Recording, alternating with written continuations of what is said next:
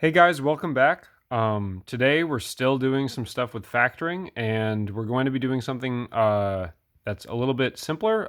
It's just going to be learning a trick to factor some very, very specific types of equations. So we are going to today go over how to factor the difference of two squares.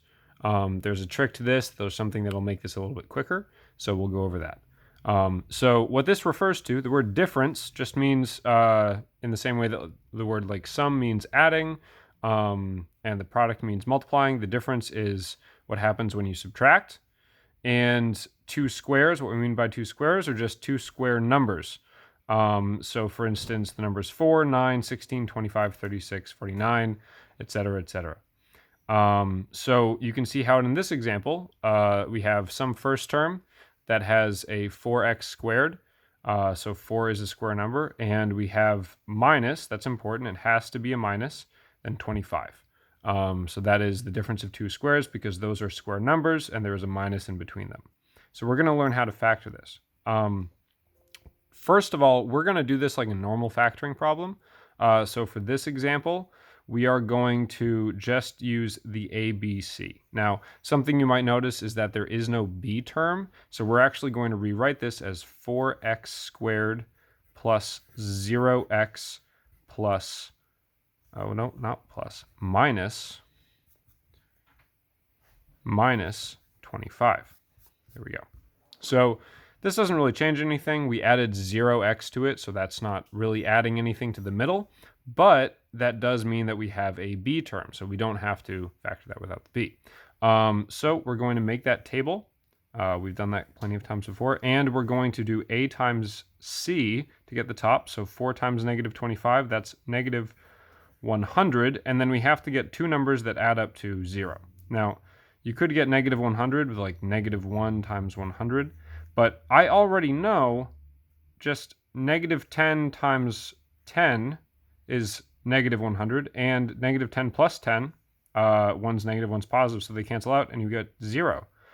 So those are the numbers I'm going to use. So I will use the box method for this example. I'll use the other method grouping for the second. So this one will do box. Make the box. 4x squared goes there. We put the negative 25 here. We put the negative 10x and 10x here. So we take those two things, put them there and there. Now, the way to get 4x squared, one way to do that is 2x times 2x. That's one way to do it. 4x wouldn't work because 4 doesn't go into 10, but so we'll do 2x and 2x. 2x times negative 5 gives you negative 10x, and 2x times positive 5 gives you positive 10x. So if I write out my factors, I get 2x minus 5 and 2x plus 5. Now, there's something kind of weird about those factors. You may notice it looks almost the same, but one has a plus, one has a minus. We'll get to that in a second. We'll just see if that's a trend.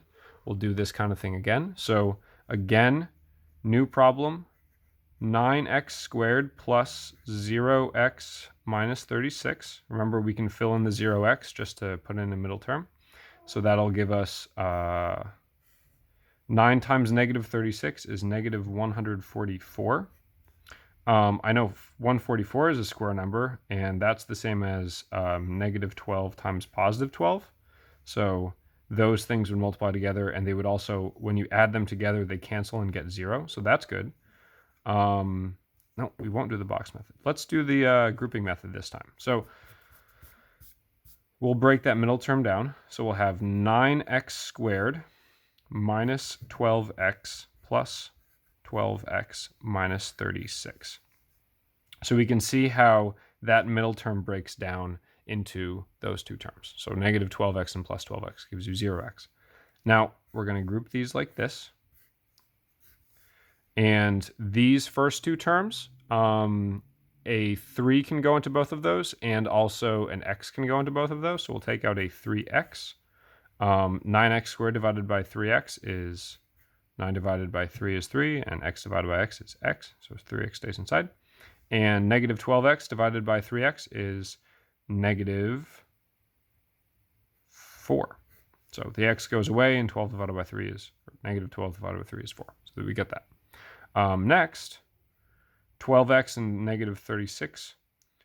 We can divide both of those by 4. So in this case, we would get 3x minus 4 again. So we combine the two things outside of the parentheses, 3x plus 4. That's their own parentheses, and 3x minus 4. That's the second set, so that's the answer there. So again, we notice the 3x and the 4 are both there, and then one has a plus, one has a minus. That is the trend for all of these, and actually, that's the quickest way to do these. So here's the rule. We'll write this out explicitly. If you have something that looks like this, a squared x squared minus c squared. So the a term is a square number, the c term is a square number, and there's a minus in the middle.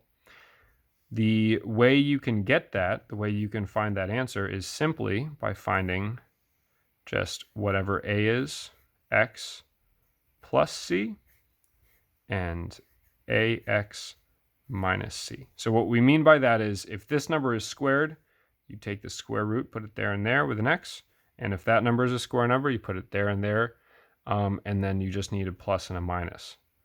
So for instance, if I had numbers like, let's say,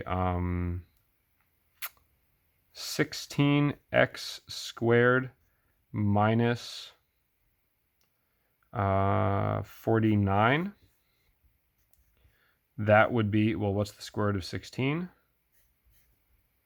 That is 4, so it would be 4x and 4x. And what's the square root of 49? Ooh, move that down. Square root of 49, well, that is 7.